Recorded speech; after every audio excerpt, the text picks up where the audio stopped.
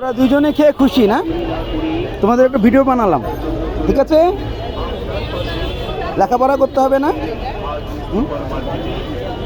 লেখাপড়া না করলে কি জীবনের মূল্য দাম আছে?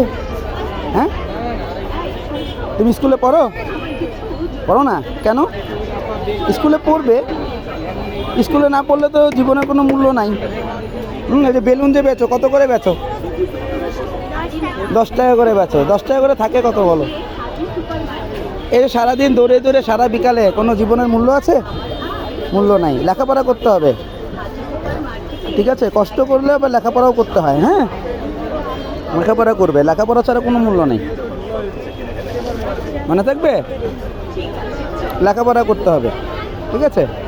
খাও, সুন্দর করে খাও। তোমার ভালো লেগেছে তো খাবারটা খেয়ে? ভালো লেগেছে মানে?